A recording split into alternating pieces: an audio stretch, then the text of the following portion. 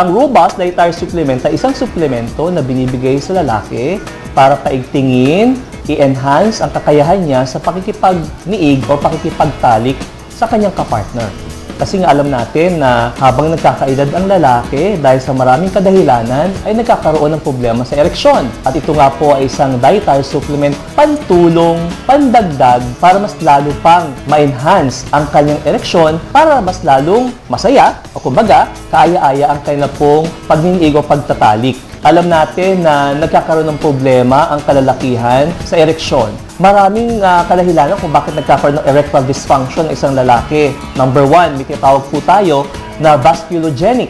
Ito po ay dahil sa problema sa ugat o yung pagdaloy ng dugo sa ugat. Pinaka-common po dito yung neuropathy, no? O problema ng diabetes o komplikasyon ng diabetes. At merong iatrogenic na tinatawag, dulot po ng mga iniinom na gamot, lalo na gamot sa hypertension, nagkakaroon ng problema sa ereksyon.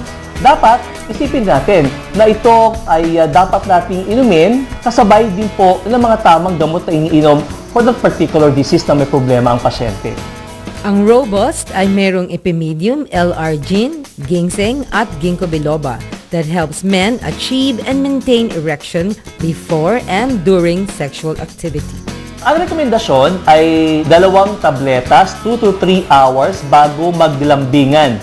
Pero alam mo, may mga kalalakihan ng isa lang tableta, okay na yung pag-inom ng Robust. Depende na rin sa pasyente yon. Ito pong ating Robust Dietary Supplement ay isang suplemento para po dugtungan, dagdagan, lalo pang ma-enhance ang kakayahan natin pagdating po sa ereksyon.